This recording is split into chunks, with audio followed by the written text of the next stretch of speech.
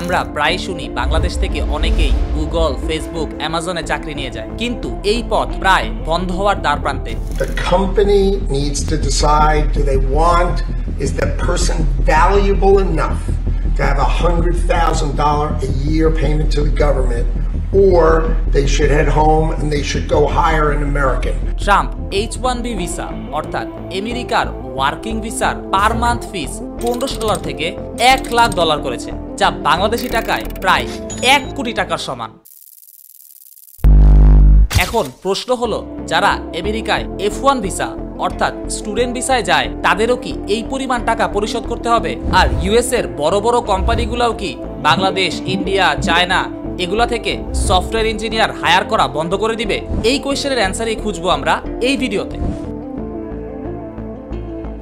তুমি যদি টেক এবং স্টাডি টিপস রিলেটেড ভিডিও দেখতে পছন্দ করো তাহলে আমার চ্যানেলটি সাবস্ক্রাইব করে পাশে থাকতে পারো।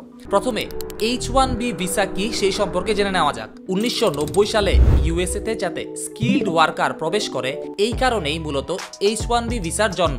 বড় টেক কোম্পানিগুলা মার্কেটে টিকে থাকার জন্য তাদের প্রচুর পরিমাণে স্কিলড ওয়ার্কার প্রয়োজন, যা তারা পৃথিবীর যে কোনো প্রান্ত থেকে রিক্রুট করে, এবং এই এমপ্লয়ীদের ইউএসএ তে কাজ করার জন্য যেই ভিসাটা প্রয়োজন হয় সেটাই মূলত H-1B ভিসা। এই ভিসার ফিস মূলত কোম্পানিগুলাই তার এমপ্লয়ির হয়ে পরিশোধ করে। এইবার জানা যাক কোম্পানিগুলা কেন H-1B ভিসায় আর এমপ্লয়ি হায়ার করবে না।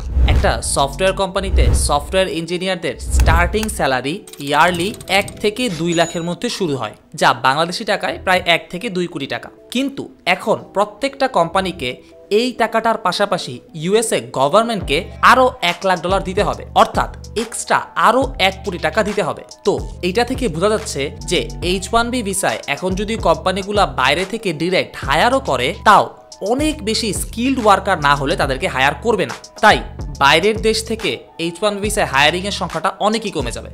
এইবার কোয়েশ্চেন হলো, এই অবস্থায় কি তোমার ইউএসএ তে পড়তে যাওয়ার প্ল্যান রাখা উচিত? আমি বলবো তুমি অবশ্যই ইউএসএ তে পড়তে যেতে পারো, কারণ H-1B ভিসার এই ফিসটা শুধু তাদের জন্যই দিতে হবে যারা H-1B ভিসা নিয়ে ইউএসএ তে এন্ট্রি করবে। অর্থাৎ তোমার কাছে যদি F-1 ভিসা থাকে অর্থাৎ স্টুডেন্ট ভিসা থাকে, ওই ভিসাকে তুমি যদি আপগ্রেড করে H-1B ভিসা করো, সেই ক্ষেত্রে কোম্পানিকে এই এক্সট্রা ফিটা দিতে হবে না। কিন্তু H-1B ভিসার মেয়াদ কিন্তু 3 বছরের হয়, যা এক্সটেন্ড করে 6 বছরও করা যেতে পারে। এর মধ্যে তোমার ইউএসএ তে কিন্তু গ্রিন কার্ড ম্যানেজ করতে হবে, অর্থাৎ পার্মানেন্ট রেসিডেন্স ম্যানেজ করতে হবে।